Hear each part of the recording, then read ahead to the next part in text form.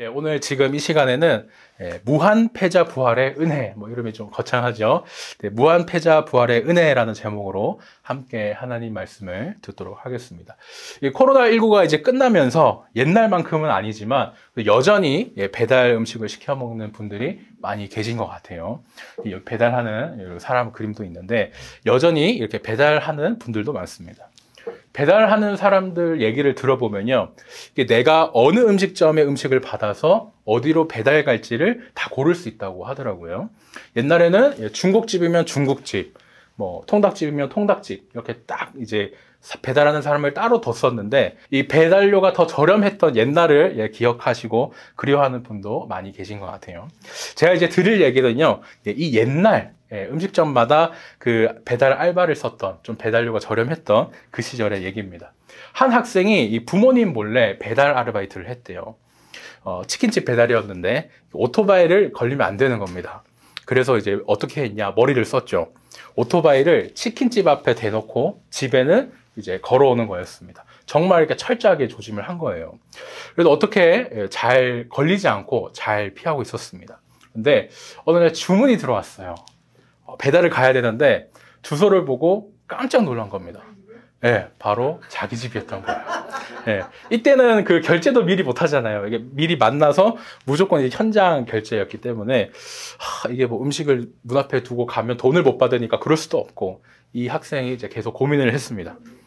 어떡하지? 부모님이 오토바이 타는 거 알면 난리 날 텐데, 사장님한테 그만둔다고 하고 관둘까? 고민을 하다가 생각해 보니까 이 고민할 필요가 없는 거예요. 왜냐?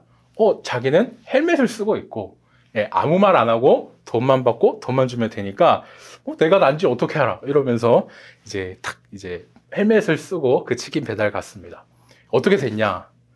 결국 걸리고 말았어요. 왜 걸렸을까? 부모님이니까 당연히 자식을 알아봤다, 이건 아니었고, 아무 말도 하지 않았는데 걸렸대요. 왜 그랬냐?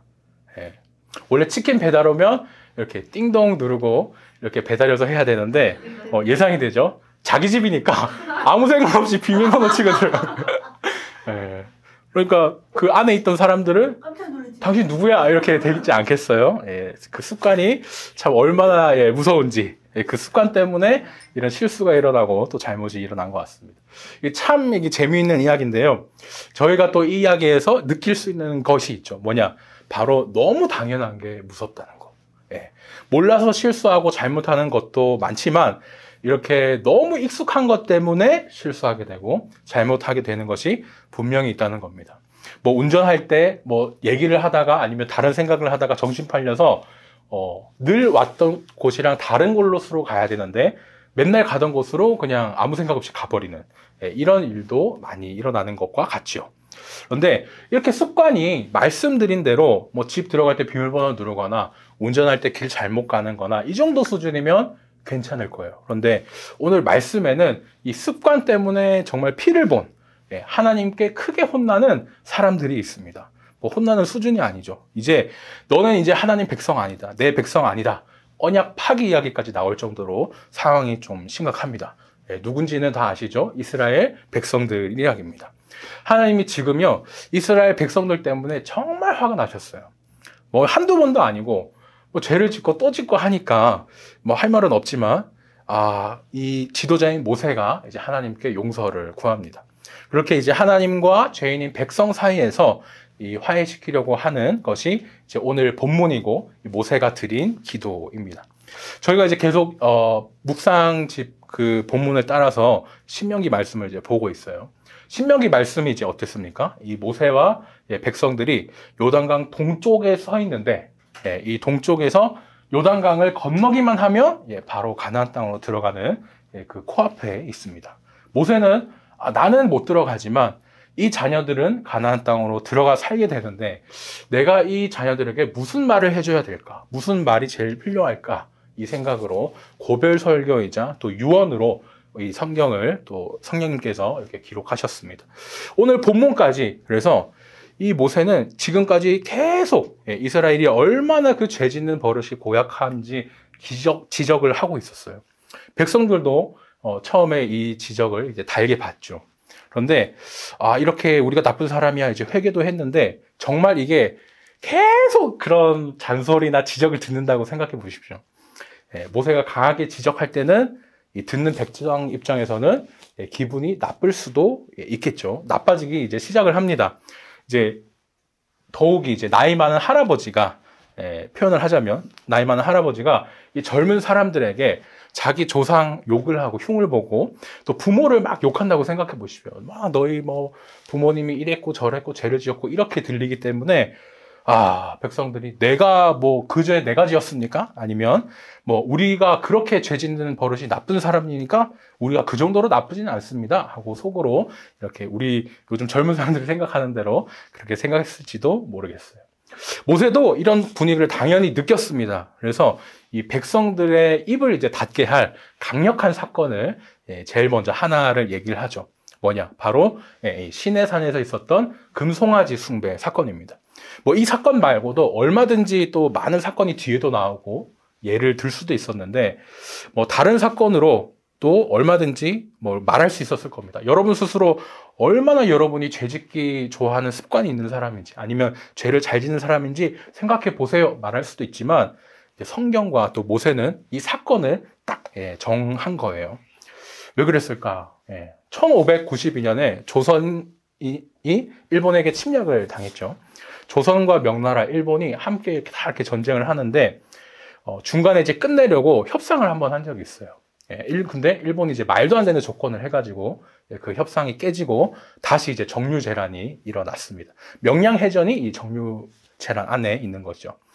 일본이 근데 다시 쳐들어오기 전에는 그 협상 중일 때는 서로 전쟁을 우리 조선과 또 일본이 하지 않았어요. 그러니까 그 얍삽한 왜군도 협상하는 도중에는 우리도 평화롭고 싶어 하면서 연기로라도 그 협상한 대로 좀 지키려 한 거죠. 북한도 그렇습니다만 우리나라 늘 도발하지만 또 자기에게 유리한 뭔가 협정을 하고 있을 때는 또 잠잠히 있기도 하죠. 이렇게 협상같이 이런 중요한 일을 할 때는 잠깐의 연기이든 아니든 평소 하던 나쁜 일도 멈추고 이렇게 참는 법입니다.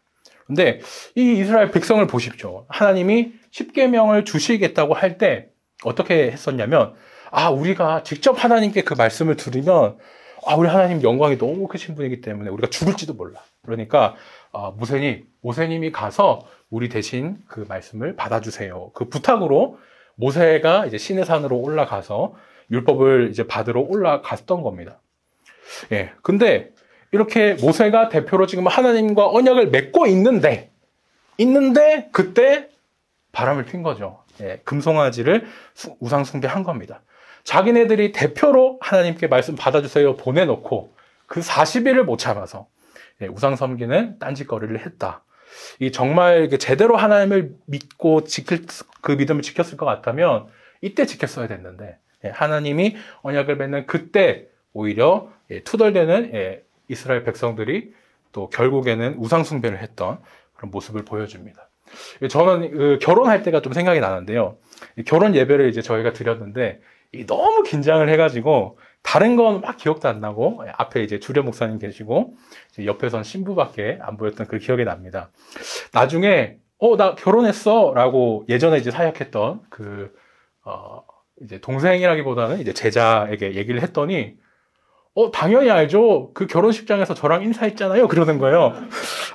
제가 그 정도로 내가 긴장해서 또 이렇게 옆에 있는 신부와 그렇게 집중해서 그거밖에 못 봤구나 생각을 합니다. 정말 그 옆에 있는 신부 말고는 다른 걸 이제 신경 못 쓸 때가 아마 또 결혼 예배일 때가 아닐까 싶은데요. 지금 근데 이스라엘이 결혼을 하면서 다른 남자, 다른 여자를 생각하는 것과 똑같은 상황인 거죠. 이게 얼마나 어이없는 상황입니까? 얼마나 이 이스라엘 백성들이 또 우리 인간이 죄짓기 좋아하는 습성이 있는지 보여주는 사건입니다. 이 십계명 받을 때가 이제 얼마나 또 중요했냐면요. 성경 그 어디에도 하나님이 직접 글을 쓴 적은 없으세요. 다니엘서의 환상으로 글 쓰는 그것도 보면은 사람의 손가락들이라고 했지 하나님이 썼다고 이렇게 정확히 밝히지는 않습니다.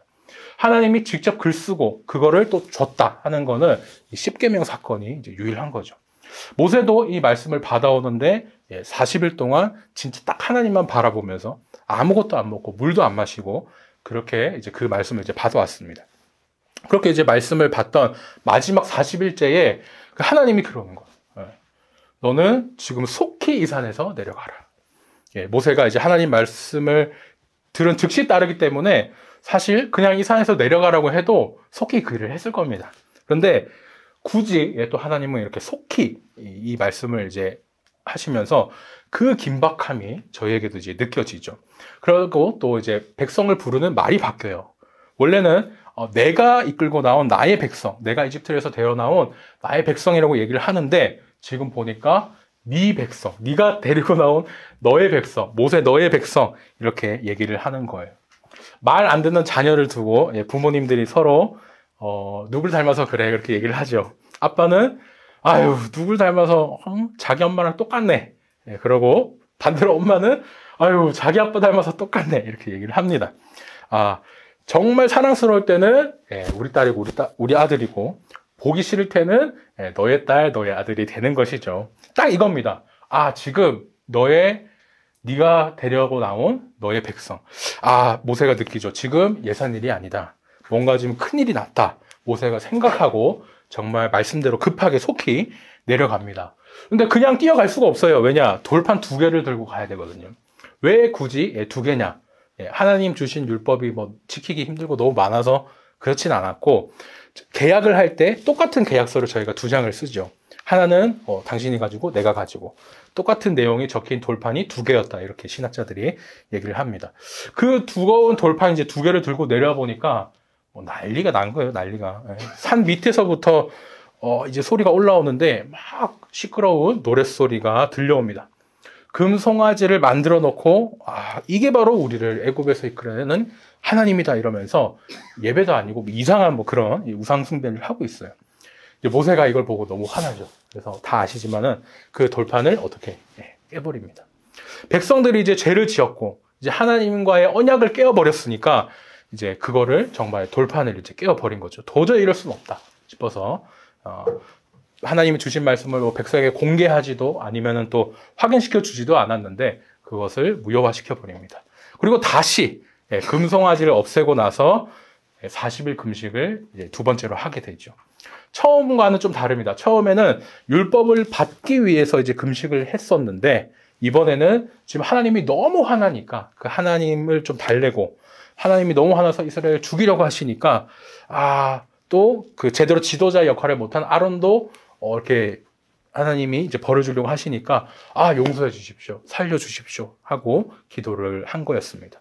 얼마나 이제 크게 화가 나셨는지 그렇게 이제 하나님과 가까이 대화하고 또 많은 시간을 보낸 모세도 엄청 이제 두려워하는 모습을 저희가 본문에서 또 볼 수도 있어요. 이때 이 사건, 모세가 이제 옛 생각을 이제 말하니까 이 말을 듣던 백성들이 이제 말을 못합니다.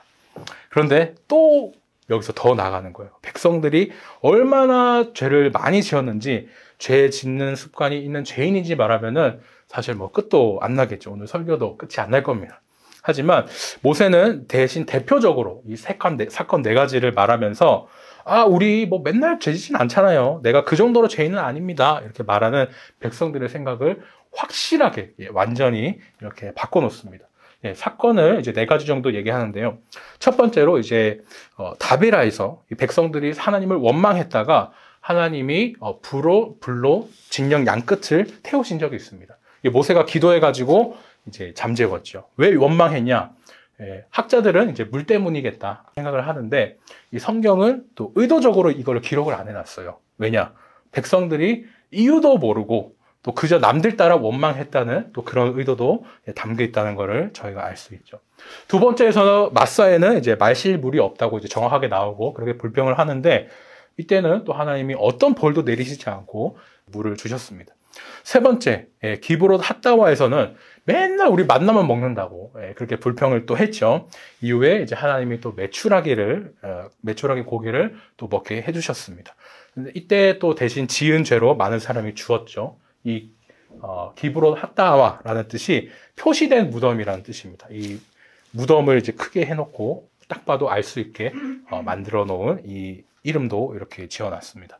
마지막 네 번째는 40년 광야 시작을 하게 된 결정적인 그 계기, 가데스 바네아에서 있었던 일입니다. 가나안 땅에 들어가기 바로 앞에 두고 여호수아와 갈렙 빼고 나머지 정탐꾼들이 다 이거 우리 거기 들어가면 죽는다. 하나님이 주신 땅이라면서 뭐 이래 악평하고 원망했던 사건이었습니다.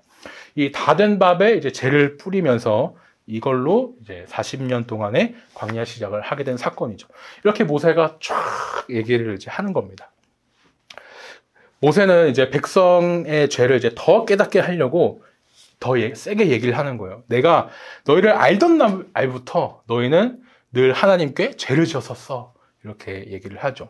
백성들은 이제 정말 이게 자신들의 모습이고 또 죄인된 사람의 모습이기에 이제 아무 말도 못하고 계속 듣고만 있습니다. 보면은 모세만 계속 얘기를 하고 있어요. 하지만 여기서 끝이 아니죠. 오늘 이제 우리가 읽었던 본문은 이제부터 시작하거든요. 이렇게 죄 짓고 또 짓고 이런 습관을 가진 백성들을 위해 모세가 어떻게 했는가? 모세는 얘기를 합니다. 하나님이 백성들이 습관처럼 죄 짓고 또 지을 때 모세는 늘 그랬던 것처럼 여전히 용서해 주세요. 엎드리고 또 엎드렸던 것이죠.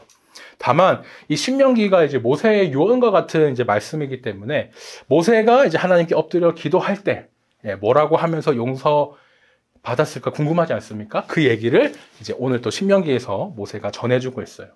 뭐 내용을 저희가 또 살펴보겠지만 하나님 지금 너무 화나셨지만 그래도 요런 이유로 용서해 주세요 하면서 한 얘기들이 저희가 또 이렇게 쭉 살펴볼 내용들입니다. 크게 이제 여기서도 이제 세 가지 이유가 나오는데요. 먼저는 하나님, 백성들은 하나님이 애굽 땅에서 구해내신 하나님의 백성이잖아요. 내 백성 아니고 하나님의 백성이잖아요. 하나님의 백성이 망해서야 되겠습니까? 이렇게 이제 이유를 대는 거예요. 여기서 이제 이스라엘을 주의 백성이라고 말하고 있죠. 아까 모세에게 하나님이 네가 끌고 나온 네 백성이라고 했는데 이거 무슨 말씀이에요? 하나님 백성이잖아요. 이렇게 얘기하는 것을 그렇게 설득하고 있는 것을 저희가 또 볼 수 있습니다. 열심히 이제 하나님과 또 백성 사이를 이렇게 화해시키는 것. 이거 저희가 신학적으로 이제 중보라고 하는데 중보라는 말도 많이 들어보셨을 것 같습니다. 다음 이유는 이제 아브라함과 이삭, 야곱을 기억해 달라고 그래요. 그리고 마지막으로는 하나님께서 또 우리 조상들과 약속하셨잖아요. 이렇게 그 약속이 안 지켜지면 다른 사람이 하나님을 뭐라고 생각하겠습니까? 그 신이 그럴 능력도 없는데 그 백성들 광야에서 끌어내가지고 죽이려고 그 애굽에서 빼냈구만. 이렇게 조롱할 수도 있잖아요. 그렇게 조롱하는 것이 너무 두렵다. 그렇게 이런 이유를 대면서 어쨌든 여러 이유를 대면서 제발 하나님 용서해 주세요. 이렇게 얘기를 하고 있는 겁니다. 그러고 나서 20절 끝은 이제 결론인데 결론 때 원래 앞에서 했던 말 한 번 더 반복을 하잖아요. 앞 26절과 29절에서 똑같이 주의 백성, 주의 기업 얘기를 하면서 하나님을 또 설득을 합니다. 저는 이제 초등학생 때 이 기업이란 단어를 보고 그 회사 뭐 이런 건 줄 알았어요. 무슨 기업 뭐 이렇게 돼 있잖아요. 근데 이제 한자를 보니까 가장 기본이 되는 업이라고 해서 그 기업이더라고요. 그리고 나중에 또 원어의 느낌을 살펴보니까 어떠한 일이 있어도 내가 양보 못하는 거, 내가 뺏길 수 없고 뺏겨지지도 않고 내 거야 이렇게 주장하는 일인 거죠. 그래서 자식을 우리가 기업이라고 얘기를 하는데 정말 그렇죠. 누가 정말 내 귀한 자식을 가지고 얘는 이제 앞으로 우리 아들이야, 우리 딸이야 이런다고 생각해 보십시오. 말이 안 되는 거거든요. 이런 그 기업의 이미지, 누가 내 기업을 이렇게 흔들 수도 없고 가지고 간다면 난리 난다는 이런 기업이 있습니다. 근데 이런 기업이 하나님께는 이스라엘 백성, 우리라는 것이죠. 참으로 맞습니다. 이렇게 죄 짓기 좋아해서 죄를 짓는데 뭐 죄 짓고 또 짓고 불평하고 그렇게 삽니다. 처음 얘기했던 배달 기사 이야기처럼 정말 우리는 이렇게 죄 짓는 습관으로 나도 모르게 그 죄를 지을 때도 있습니다. 또 너무 당연하게 죄를 짓는 모습이 또 우리의 모습이기도 해요. 그런데 그러기에 또 참 은혜가 되는 것이 있으니 바로 죄를 짓고 또 지어도 용서해 주시고 또 용서해 주신다는 하나님의 은혜가 있다는 거예요. 세상을 보면요. 처음에는 뭐 안 봐주기도 하지만 좀 자비롭게 봐주는 척을 해요. 뭐 누구나 실수해요. 괜찮아요. 얘기를 하죠. 근데 뭐 정말 내 역량이 부족했든지 아니면은 너무 힘들어서 그랬든지 실수를 만약에 두세 번 했다. 그거 정말 실수였는데 그때는 사람들 반응이 좀 달라지죠. 그 자비로운 척이 끝납니다. 한 번은 실수지만 두 번은 고의야. 뭐 너나 골탕 먹이려고 뭐 일부러 그러는 거냐? 뭐 군대에서도 많이 들리는 얘기인데 사회에서도 똑같은 것 같아요. 이런 세상에서 우리가 살고 있는 이 세상에서 바로 또다시의 은혜가 참 빛이 나죠. 은혜요, 이게 정말 넓은 의미가 있습니다만 제가 오늘 말씀을 위해 딱 한 부분만 좀 집중하자면, 우리 초등부 스타일로 집중하자면 실수하고 실패해도 또 다시 기회가 주어지는 것. 그것이 은혜라고 하겠습니다. 요즘 오디션 프로그램이 정말 많아요. 뭐 음악 프로그램도 많지만 특히 음악 오디션 프로그램을 봐도 다들 실력이 너무 좋아가지고 다 잘하지만 한 번의 그 큰 실수 때문에 정말 이 사람이 우승할 뻔했던 사람이 떨어지기도 하고요. 또 한 번의 좋은 컨디션으로 이 사람이 우승할 것 같지는 않은데 이제 우승한 사람도 있는 것을 봅니다. 뭐 음악 프로그램뿐만이 아니죠. 뭐 다른 여러 오디션 프로그램들이 그 하나의 실수로 뭐 이렇게 되고 저렇게 되고 그런 일들이 많습니다. 그러니까 언제는요, 어떤 그 음식 오디션 프로그램에서 아실지 모르겠습니다. 전국에 이제 대표가 나와서 지역별로 경쟁을 해요. 뭐 경상도, 전라도, 충청도, 뭐 서울, 뭐 전국적으로 나오는데 이 전국이라는 말에 맞게 북한에서도 팀이 한번 나왔습니다. 이 심사위원들이 이제 노려보면서 있는데 얼마나 이 긴장이 됐겠어요. 결국 그 북한 팀을 포함해서 그 회차에만 두 팀이 같이 떨어지게 됐습니다. 이제 짐 싸서 가야겠다 이렇게 북한 팀도 생각을 하는데 사회자가 얘기를 하는 거예요. 뭐라고 하겠습니까? 지금부터 패자부활전을 시작하겠습니다. 그렇게 이제 북한 팀이 결국 이제 다시 살아나게 되죠. 이제 다시 기회를 얻은 거예요. 살아난 거예요. 북한 팀이. 이제 그 아주머니께, 북한 팀 아주머니께 심사위원이 묻습니다. 지금 다시 살아나셨는데 아주머니 기분이 어떠세요? 근데 이 아주머니가 갑자기 막 펑펑 우는 겁니다. 이 옆에 사람 말을 빌리자면 우승한 사람처럼 막 펑펑 울었대요. 아니 아주머니 지금 우승하신 게 아니고요.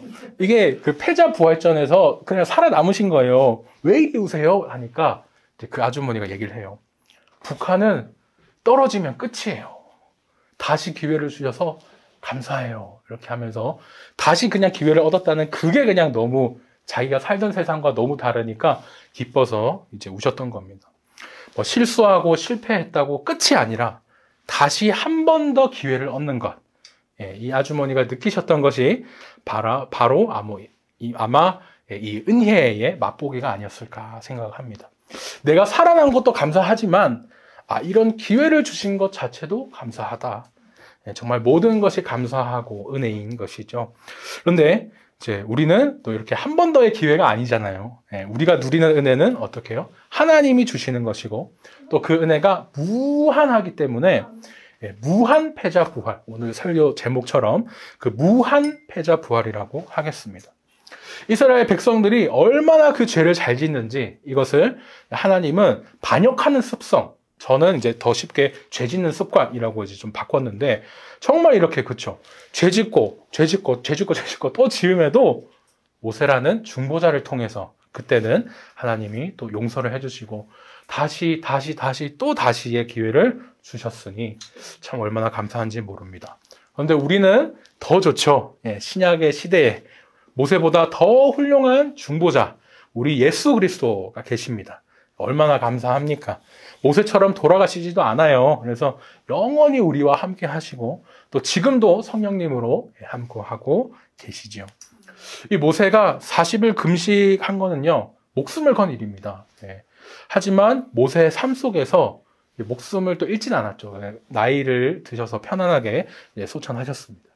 그런데 우리 예수님은요, 더 대단하시죠. 완전한 하나님이시면서 완전한 사람이시니까 예수님도 40일 금식하려면 목숨을 거신 거예요. 그런데 물론 금식이 아닌 다른 더 귀한 우리 십자가에서 돌아가셨습니다. 하지만 모세와 다른 것이 있다면은 이 중보의 사역을 위해서 우리를 하나님과 화해시키고 또 우리의 죄를 용서하시고 또 한 번 그리고 또 한 번 이 기회를 위해서 예수님 본인이 직접 십자가에 돌아가셨다는 것. 이것이 더 예수님이 완전하시고 위대한 이유겠지요. 말씀을 정리합니다. 제가 서울에서 사역할 때 그 게임을 하고 있는 아이들을 보고 놀란 적이 있어요. 뭐가 놀랐냐? 한국어가 하나도 없고 영어만 가득한 게임인데 애들이 그 게임을 하는 거예요. 확실히 서울 교육, 저희가 강남 목동 근처긴 했는데, 확실히 서울 교육 수준이 다르긴 하구나. 그건 아니었고, 그건 아니었고, 그냥 자기가 게임을 좋아하니까 뭔 말인지 몰라도 그냥 하는 거였어요. 그런데 그렇게 게임을 하고 있는데, 이제 한 아이가 이제 적을 쓰러뜨려야 되는데, 이제 잘 못하니까 자기가 쓰러졌어요. 그러니 영어로 글씨가 딱 뜨죠. 실패, 패배, 뭐 이런 뜻이었습니다.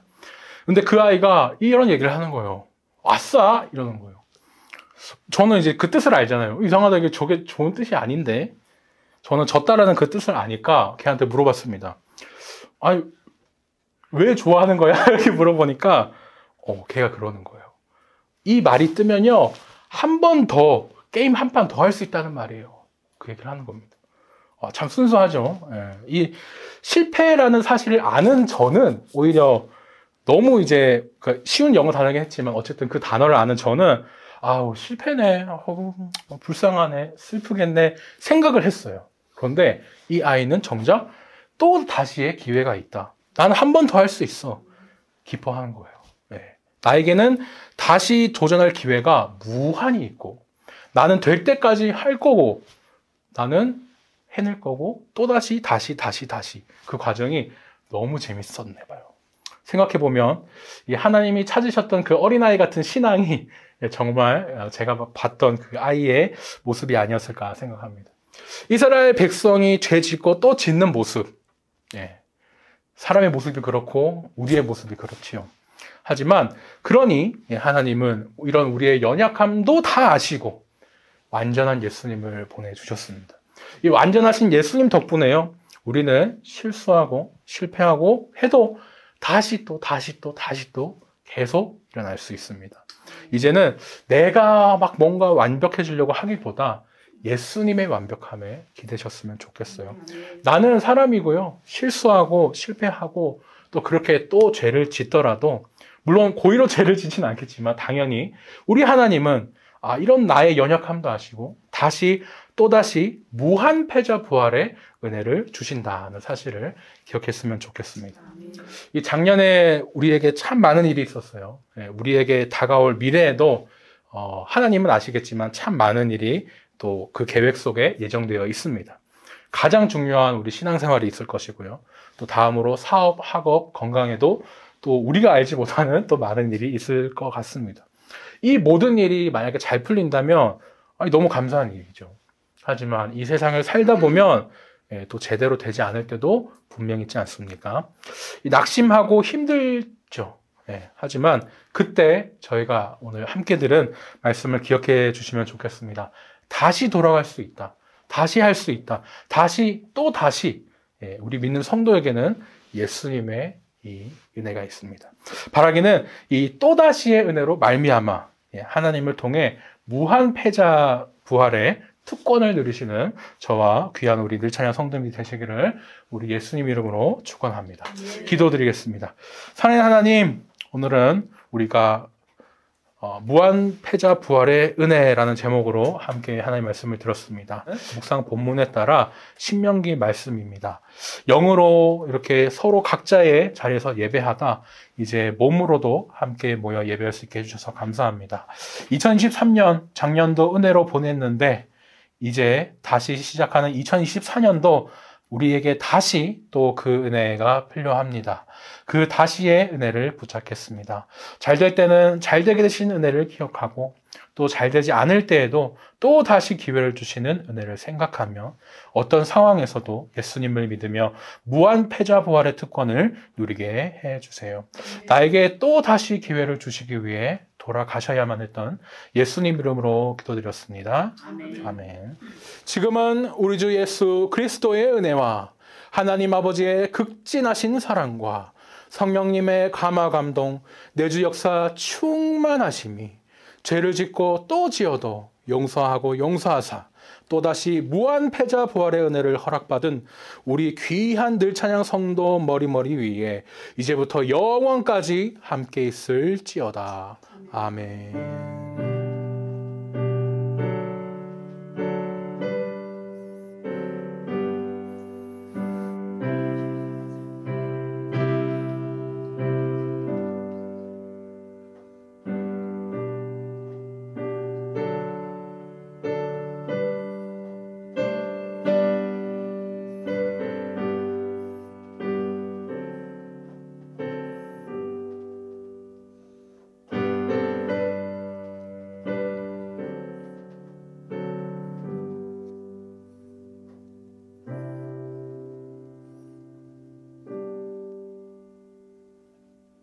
아멘.